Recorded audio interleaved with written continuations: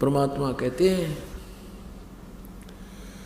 हमारी शरण में यदि प्राणी आ जाता है, सतगुरु शरण में आने से आई टले बला, जय मस्तिष्क में सूली हो वो कांटे में टल जावे।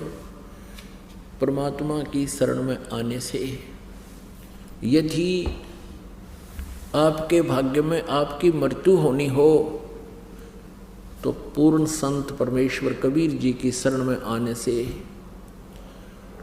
आपकी वो मृत्यु एक कांटा लाग कर टल जाए, यानी थोड़ी चोट में जान जानी हो, दुर्घटना होगी और आत्मा फ्रैक्चर हो गया या टांग टूट गई, कुछ भी ना होया, जान बची, 2 महीना में टांग ठीक हो जाएगी। एक समय एक नगर के बाहर आश्रम था। पुण्यात्माओं, परमात्मा कहते हैं गोता मारूं स्वर्ग में, जा बैठूं पाताले, कह कबीर ढूंढता फिरूं अपने हीरे मोती लाल। तो परमात्मा की 3 प्रकार की से शरीर स्थिति है। जैसे ऋग्वेद मंडल नंबर 9 सूक्त नंबर 1 के मंत्र नंबर 8 और 9 में कहा कि वो परमात्मा सबके पापों का हरण करने वाला और तेजो में शरीर को प्राप्त होता है, उसका बहुत सुंदर शरीर है। और उस परमेश्वर की 3 स्थिति हैं शरीर की। एक तो सतलोक में है वो परमात्मा, वह स्थिर है, वो वहाँ स्थायी तौर पे वहाँ रहते हैं। तो वहाँ उनका शरीर एक रोमकूप में करोड़ सूर्य करोड़ चंद्रमा मिला दे इतनी रोशनी सतपुरुष की सतलोक में है, इतनी शोभा है उस परमेश्वर की। और मनुष्य दृश्य हो परमात्मा। ये आज तक जितने भी पंथर में ऋषि ये जितने सतलोक के गुण गाने वाले राधा स्वामी धन धन सतगुरु, ये तेरे सारे जो जय गुरुदेव वाले हैं, ये सारे कति झूठा ज्ञान रखते हैं, परमात्मा को निराकार बताते हैं। सतलोक में वहाँ तो चेतन ही चेतन है, वहाँ पर परमात्मा है ही नहीं। और मोक्ष प्राप्त आत्मा सतलोक में निराकार परमात्मा में ऐसे समा जाती है जैसे बूंद समुद्र में। कोई बात हुई? अब किसी को कोई कहे कि चलो समुद्र में डूब कर मरांगे, होगा कोई तैयार? वहाँ भगवान है नहीं, आम के टिंडे लेंगे वहाँ पर, फिर क्या करेंगे? जाके भगवान के लिए तड़पते फिरते हैं। मूर्ख बना रखा है इन्होंने, ये काल के दूत थे सारे। तो एक तो वो स्थिति है, और दूसरी स्थिति ये है कि वो नवजात शिशु का रूप धारण करके एक युग में एक ऐसी लीला करता है जैसे बनारस में की सतयुग में परमात्मा कबीर जी ने। और धीरे धीरे बड़े होते हैं लीला में, शरीर में नवजात शिशु धारण करके आते हैं। फिर बड़े होकर के छोटे ही आयु से 5 वर्ष की आयु से ही बड़े बड़े विद्वानों के छक्के छुटा देते हैं और एक तत्वदर्शी संत की भूमिका स्वयं करते हैं और एक अच्छे नागरिक की भूमिका भी करते हैं, एक अच्छे भक्त की का रोल भी स्वयं ही करते हैं, तत्वदर्शी संत की भूमिका भी स्वयं करते हैं।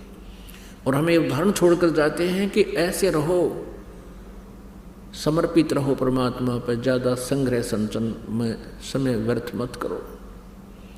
ये दूसरी स्थिति। और तीसरी स्थिति जैसे धर्मदास जी साहब को आकर मिले ऋग्वेद मंडल नंबर 9 सूक्त नंबर 86 के मंत्र 26-27 में, ऋग्वेद मंडल नंबर 9 सूक्त 82 के मंत्र 1, 2, 3 में, ऋग्वेद मंडल नंबर 9 सूक्त 20 के मंत्र 1 में, ऋग्वेद मंडल नंबर 9 सूक्त 96 के 16 से लेकर 20 तक 21 तक, इन मंत्रों में विशेष रूप से ये कहा कि वो परमात्मा सतलोक में रहता है और वहाँ से गति करके आता है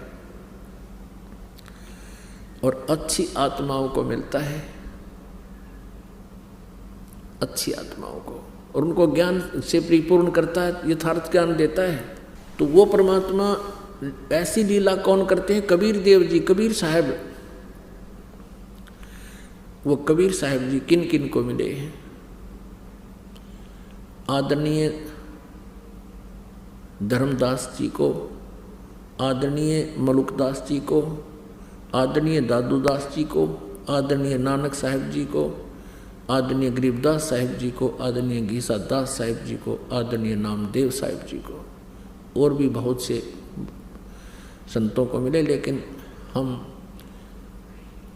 इतना ही जो वेल नोन है उनके बारे में आपको जानकारी देंगे, जिससे आपको विश्वास शीघ्र होगा। और इसके अतिरिक्त जब चाहे जहाँ परमात्मा आ जाते हैं। कुछ दिन किसी पहले क्या होता था कि ये गांव में, नगरों में कहीं कहीं उनकी यादगार बनी हुई है, और वहाँ के अक्षेत्र के व्यक्ति कहते थे यहाँ एक साधु रहा करता था, उसने अपना भेद नहीं दिया, कहाँ से आया था, कहाँ का उनका जन्म था, कभी वो नहीं बताते थे। तो वो परमात्मा आते थे, और भक्ति की सतिथि को बनाए रखने के लिए, परमात्मा में आस्था बनाए रखने के लिए वो परमात्मा कुछ समय आते रहते हैं, कुछ समय कहीं रह जाते हैं, कुछ समय कहीं रह जाते हैं। उस क्षेत्र में फिर भक्ति पनप जाती है, मान की आस्था बनी रहती है। और ये भगवान जो ब्रह्म है, ये काल ये चाहता है कि ये जीव नास्तिक हो जाएं, इनको ऐसी साधना दी जाए जो साधना करते करते थक जाए, इन पर आपत्तियाँ आती रहें, ये नास्तिक हो जाएं, भगवान को भूल जाएं। वर्तमान में ये सभी पंथ जो राधा स्वामी पंथ, धन धन सतगुरु, सच्चा सौदा, डेरा सिरसा वाला, जगमाल वाली आला, एक यू गंगुआ में लठगाड़ रखा 600 मस्ताना, एक यू जय गुरुदेव, एक दिल्ली में कृपाल आश्रम, और ये हंसा देश वाले सतपाल जी, और ये जिसने बाल योगेश्वर कहे, ये सारे काल के दूत हैं, इनके पास भक्ति नहीं। और इनकी ऐसी दुर्गति हो रही है, इनके अनुयायियों की भी।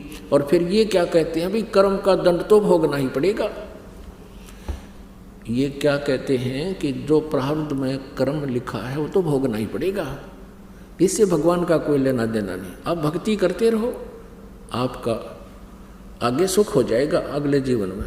अब पुण्यात्माओं, दुख होता है पाप तय, और सुख होता है पुण्य से। आप जी के ऊपर जो आपदा आई है, आपत्ति आई है, वो आपके पाप कर्म से आई है। और कोई ये कहे कि ये तो तूने भोगना ही पड़ेगा, आगे भक्ति कर ले। अरे भले आदमी हो, किसी के पैर में कांटा लग गया हो और उसको पीड़ा हो रही है, और कांटा दिखाई ना देता हो, और वो कहे कि मुझे बहुत पीड़ा हो रही है, कोई व्यक्ति उसके पैर को देखकर बताए कि तुझे कांटा लग गया है, जिस कारण से तुम्हें ये पीड़ा हो रही है। अब उसका इलाज तो ये है कि वो कांटा निकल जाए, कांटा निकले तो पीड़ा बंद होगी। और कोई यूँ कहे कि कांटा तो लगा ही रहेगा, ये नहीं निकलेगा, जूता पहन ले, आगे कांटा नहीं लगेगा। कांटा लगे पैर में जूता पहना नहीं जा सकता। कांटा निकले, पीड़ा बंद हो, फिर जूता पहना जा।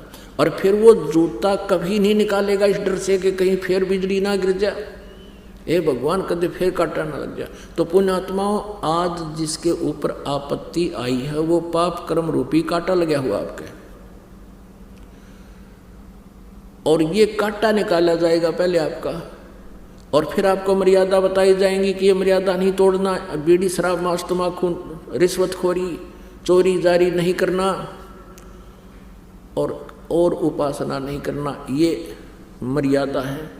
और ये राम नाम का जाप साधना करना, ये फिर जूता दिया जाएगा आपको। और वो दुखी आत्मा जिसको ये सुख होगा, फिर ये राम नाम के जूते ने कभी नहीं निकालेगा इस डर से, ये भगवान कहीं फिर वो कष्ट आपत्ति ना आ जाए।